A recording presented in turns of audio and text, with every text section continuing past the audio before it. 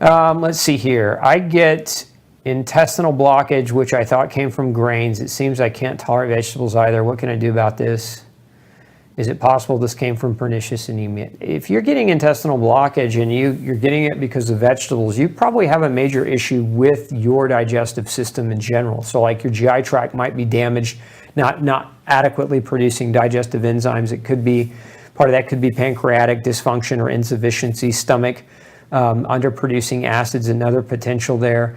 But in my experience, people that do really poorly that way, Leslie, do really well following what's called an elemental diet, which is maximized micronutrition with minimized calories for a time to allow their guts to start healing and repairing. But we also see great progress and improvement in people following no grain, no pain. But sticking to that, what you've recognized, which is, remember, that falls under the third rule of nutrition, which is very simply, if something that you're eating creates symptoms that are negative, then you might want to look at that and reevaluate the need to eat it. And I've seen this a number of times where the doctors will tell somebody, you got to eat your vegetables, you got to get your fiber. And every time a person tries to eat their vegetables and fiber, it wrecks them. And they keep doing it because their doctor said keep doing it, despite their body saying stop doing it. So you've got to, at a certain point, you got to listen to your body. This is where a lot of the growth of the carnivore movement, the carnivore diet, came from, is that a lot of people don't tolerate grains and plant-based foods, and so they've gone more toward meats and organ meats as a means to get their nutrition and find they do much better. And what I have seen in a lot of carnivore people is that they do really well, and then they can come back at a later time in the near future and start tolerating more foods again, because they had to go extreme in order for their bodies to heal. They had to go far to one end of the spectrum in order for their GI tracts to make a recovery before they were capable of tolerating those foods again. And in other cases, I've seen where people were still eating foods they were allergic to or sensitive to, and it wasn't just necessarily all vegetables that were part of the problem, but it was certain ones that were creating an immunological response, shutting down digestion, creating bowel dysfunction.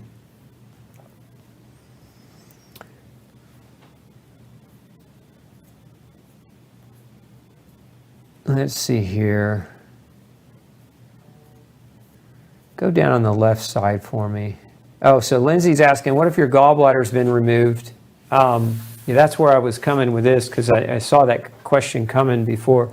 If your gallbladder's removed, you want to use something like Lipogest. And what that has in it is it has bile and other agents that help your liver properly produce bile, because when your gallbladder is missing, you can still make bile, but you just don't. Remember what the gallbladder is? It's the muscular sac that helps to jettison bile into your small intestine to help you digest your fats. And so what happens with a lack of or an absence of a gallbladder is you miss the timing. So you could eat your meal, but your bile might not hit the intestines along at the right time in order to help you process the fat in that meal. And that's where taking a supplement at the right time with the food can actually help with that. So that's something that if you've had your gallbladder removed, that you can do supplementally. Now, the other thing that you have to consider when your gallbladder has been removed, it probably means that something was damaging your liver too.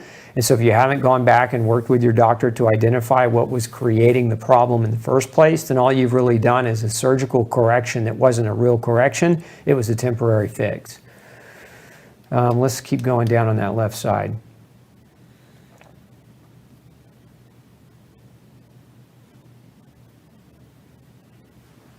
Keep going a little more. Can you detect a fatty liver through an ultrasound? Yes, it's one of the ways doctors will test the liver to determine whether or not it's got fat. Let's keep going. How can you remedy too much yeast? Too much yeast, number one way to remedy, there's 4 strategies along getting rid of a yeast overgrowth. Strategy number 1 is to flush them out, Linda. And if you watched the show last week, I talked about doing a vitamin C flush, doing what's called a detox C flush.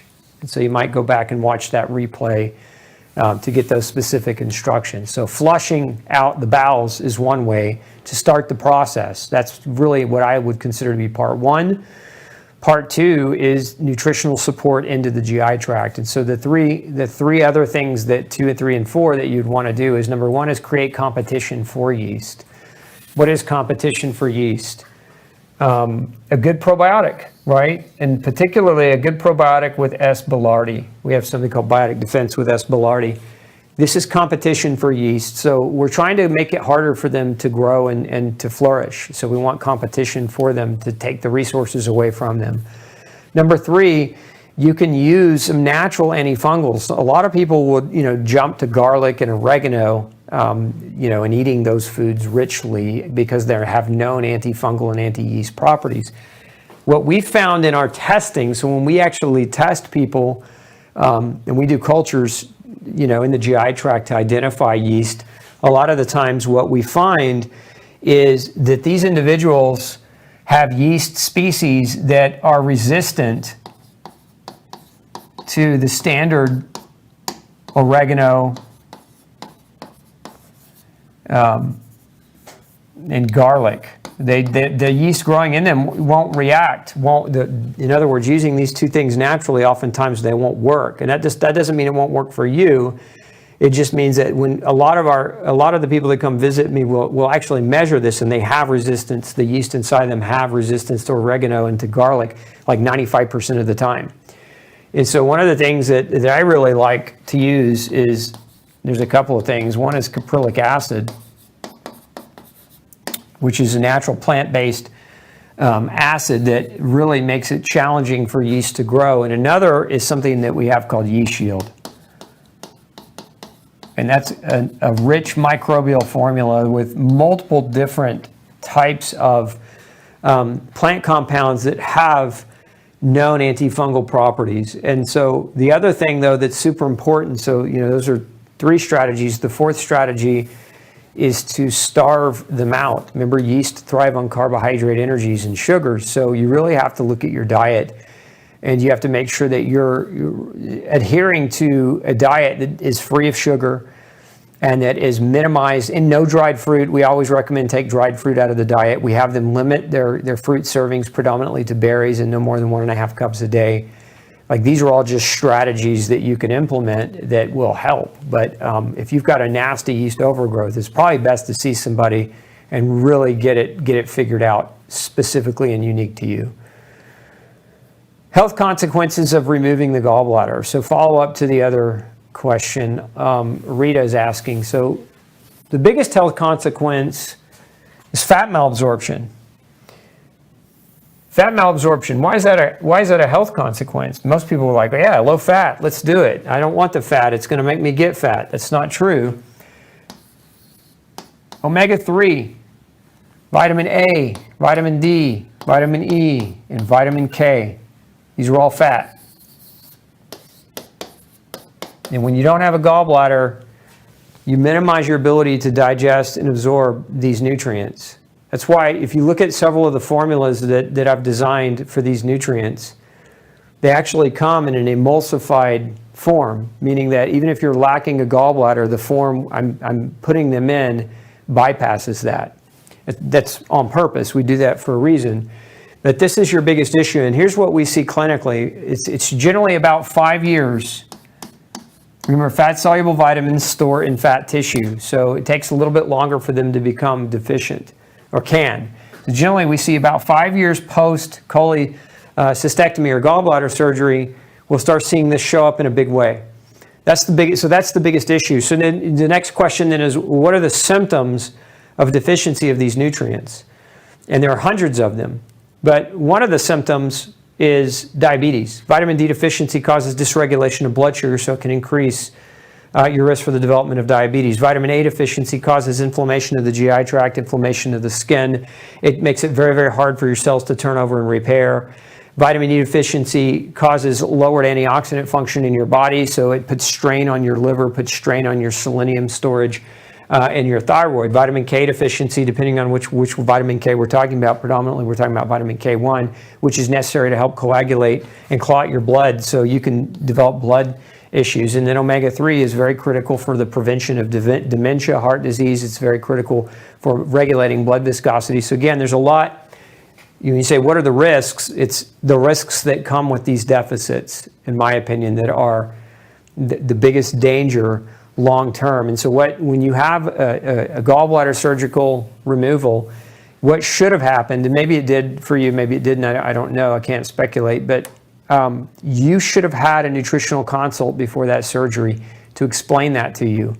And you should have had a nutritionist telling you to take these things supplementally in emulsified forms, or to take a supplement, as I was talking about earlier, before and with your food, something with bile in it, like Lipogest, where you're supporting your body's ability to properly digest and absorb the fats and the fat-soluble nutrients. Otherwise, in my opinion, you're just playing with fire. You're going to end up deficient. It's just a matter of time, not a matter of if, it's just a matter of time. Can NAC alone raise glutathione levels? Yes, it can. Do you also add glutathione in conjunction? You can take glutathione as well. Glutathione is not as easily absorbed in the GI tract. That's why we use acetyl glutathione, because it's better absorbed, it's better handled and absorbed. But NAC dosage-wise, if you're trying to get a good supportive glutathione production, anywhere from 1,500 to 2,000 milligrams is a good place to start, just depending on how tall and not tall, but how much you weigh. I have an alpha-gal allergy from a tick bite, not vegetarian by choice, but I understand what you're saying. I miss meat. Yeah, I feel for you, Heather. I don't know if you've worked with somebody, but you might consider working with somebody, because I've seen people with Lyme make a comeback and be able to reintroduce meat. And so that, again, that may be something that you're able to do. Just working with somebody is probably the right way to go about doing it, so that you don't end up restricting your diet indefinitely. Some of my vitamins have polyethylene glycol. Throw them in the garbage. Those aren't vitamins, those are poisons. They say you don't metabolize it, so it's okay. And polyethylene glycol is poison. Why would you want to eat it or put it in your vitamins? I mean, I don't know where you're buying your vitamins, but that's poor form. Yeah, in the industry, we would call that a junk vitamin. I could imagine which brands you're probably buying, because some of the major brands that people think are good for them are actually garbage. Let's see. I have Hashimotos, therefore leaky gut. I do many things to try to heal my gut. I have zero symptoms, thyroid or otherwise. How can I know if my gut is healed or not? And is that even possible? I have been gluten-free for many years. Well, if you're asymptomatic and you feel well, if you have Hashimoto's, that means you still have antibodies against your thyroid. That means you still have an active autoimmune process going on within your body. If that's what you're asking me, if that's what you're saying, then you've still got an issue that you haven't resolved. You've still got something that you don't know what is triggering your problem, even if you're 100% gluten-free. So there may be other foods, there may be other things that you're missing, Karen. I'm sorry, without more information, it's just hard for me to get granular with you. Let's see, let's keep going down on the left and on the right as well.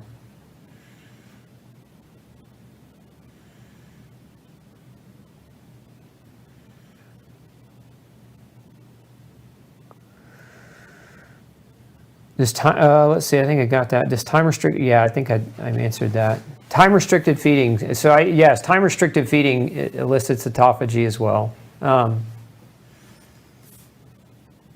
I'm unable to get outside first thing in the morning where I live for the sunlight, too cold to kick in the circadian rhythm for optimal sleep. So in that case, if you're trying to get some light exposure, that will help with your circadian, there are lights that generally they're what are called happy lights, and you're looking for something that has 10,000 illuminations or higher, 10,000 LUX.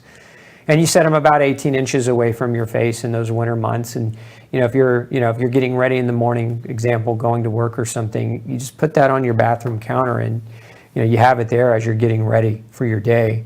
And so that's going to help you if you're in those northern states where sunlight's a little bit more scarce. Can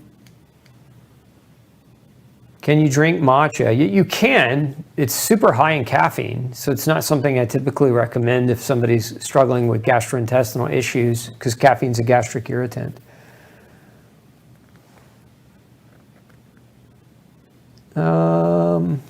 Let's go down a little bit. Is it true? Is it true that if one has a bad underpit odor is due to consuming too much sugar? Not necessarily too much sugar. Just doesn't have to be sugar. Is my point. It could be there are a number of things. It could be a number of things. Let's keep going down the left.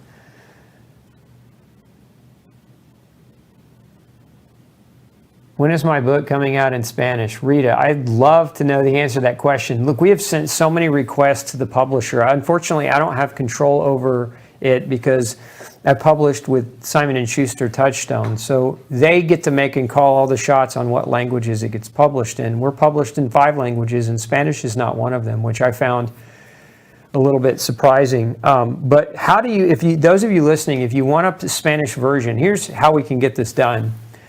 Send letters to Touchstone, Simon & Schuster, and request it, because the more requests they receive, this is what I've been told, the more requests they receive, the more they make the consideration, and the more they seek out Spanish book deals, from Spanish-speaking countries. So again, that's the way we get it done. Is we demand, we demand is going to make them push a little bit harder, but as of this moment, they don't have any plans to do a Spanish publication.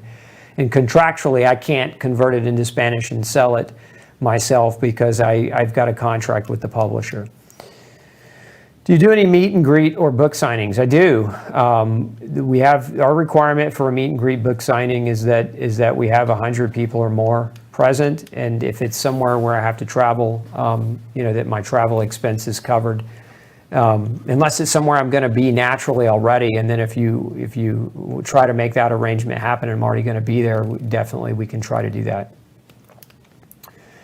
Gloria is asking about sarcoidosis. What's the limit of vitamin D I can have? My doctor said I need it in my diet. You do, and the problem, Gloria, with sarcoidosis is too much vitamin D will flood you with, that doesn't always, but it can cause your serum calcium to elevate. So if you're going to do any vitamin D supplementation, generally with sarcoidosis, you don't do high doses. You can run into a problem. So, 1,000 to 4,000 units a day. But if you're going to do that, you definitely want to work with your doctor to have him measure and monitor your calcium levels. Because if your calcium goes up too high, it can pose a problem and put you in cardiac arrhythmia, and it can give you a heart attack. It can hurt you really badly and put you in the hospital. So you've just got to be extra cautious around not megadosing with vitamin D.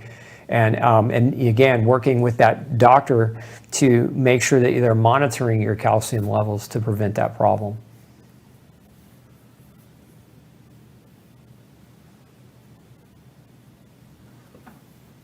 Okay, let's keep going. How much fructose can the average person handle daily to be considered safe? There's not a magic number. We get people all the time that can't tolerate fructose at any really great level. Copper deficiency will make it almost impossible to metabolize fructose. So there are varying factors, but it's not like a magic number. Stay in this level, this gram level, if you will, of fructose, good or bad. Generally speaking, my advice is keep your fruit servings to under 3 servings a day, and you'll get some fructose from beyond fruit, from some vegetables, from certain things. But generally speaking, you're not going to overdo it in a major way if you keep it reasonable. So Total Life Hacker says, I've been on grain-free for years. I'm doing carnivore the 4th time, still having inflammation and pain. I have multiple autoimmune disease. Do you have any suggestions? You need to find a doctor who knows what they're doing. If you already see a functional practitioner and you're not better, and you've been doing this for years, and you're not working with somebody who, in my opinion, honestly knows how to guide you the best way, you need to find somebody with better experience. Because you shouldn't be still struggling. I mean, remember there's 4 primary triggers of autoimmune disease, and I would say that probably you haven't had them accurately measured, or you haven't had them all measured and addressed simultaneously. Those are some of the biggest things we see. If you go back and read the last chapter of No Grain, No Pain, I talk about that very thing in the chapter on functional medicine, and I talk about a concept called piecemealing. Go read that, and if you feel like your functional practitioner you're working with is piecemealing your care, and you're working with the wrong individual.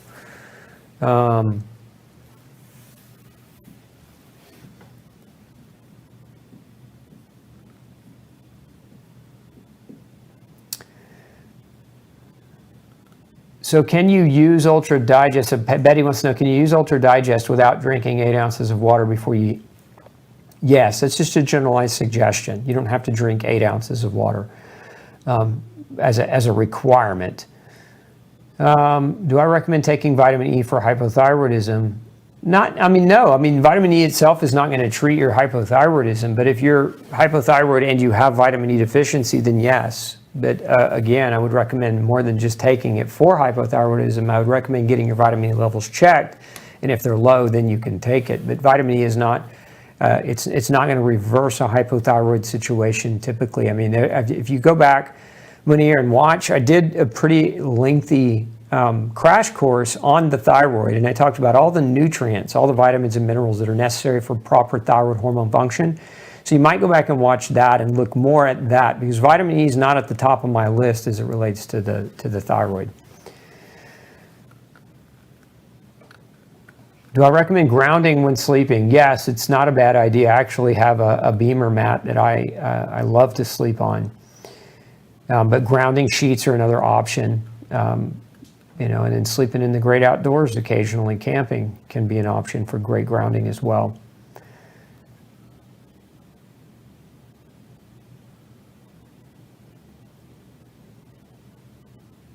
Janet's asking, with everyone taking 50 milligrams of zinc or higher these days, could that dosage be causing copper deficiency? It could be in some of you.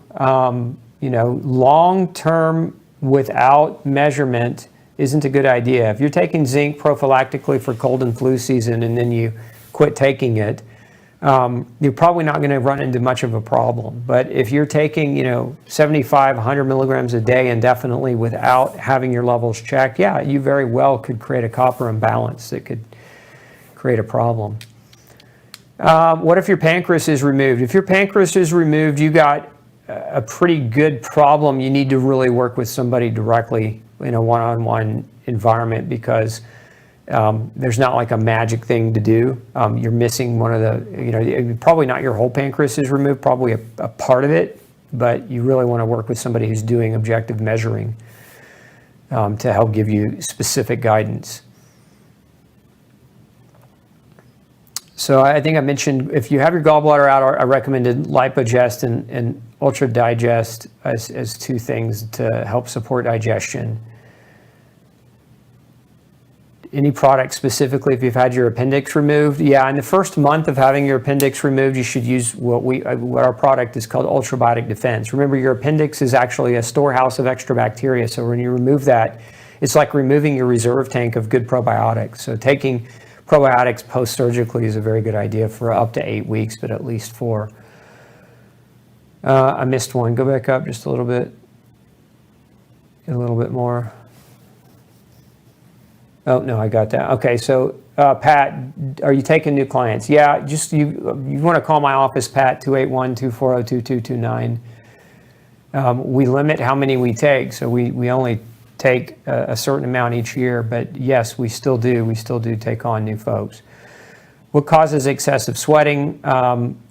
Depends, lots of things. Caffeine can do it. Excessive sympathetic overdrive can do it. Let's see here. Is a magnesium blood serum 4.4 okay, or do I need a mag? So blood serum is an inaccurate way to measure magnesium, so I wouldn't even look at that test and give it any kind of great degree of credit for accuracy. So again, serum is one of the worst ways to measure a nutrient, especially magnesium, which is so critical and has so many different functions. And you got to measure it in other than the serum. It's just not a great place to measure it. If you've got a good doc, ask them to measure your red blood cell magnesium and ask them to measure your white blood cell magnesium, and that would be a better place to start with the measurement. Safe dose for zinc, anywhere from 25 to 100 milligrams, depending on your size and depending on how long you're going to take it, and depending on whether you're deficient in it, and depending on the status of your GI tract. So, but generally speaking, really safe dose is 15 to 25 milligrams a day. Conservatively, a safe dose to take. Do I recommend Lugol's iodine and boron as a good detox? Not really. If you're using Lugol's iodine to detox, so what is iodine detox? For the most part, iodine is really great at detoxifying bromine, chlorine, and fluoride. So those are the things that I would use iodine to help you detoxify from. I mean, don't get me wrong, iodine is an essential mineral. It's very important for thyroid function. It's very important for hormone regulation. But as an overall, would I recommend iodine and boron as a sole means of detoxification for the whole body? No, I would recommend it for detoxification of other halides. Again, the type of detoxification varies. We should maybe do a whole breakdown on all the different ways to detoxify, but it's just such an in-depth topic. Okay, I think I got to go home and eat. It's already half an hour. I didn't even realize it. I've talked for half an hour over time.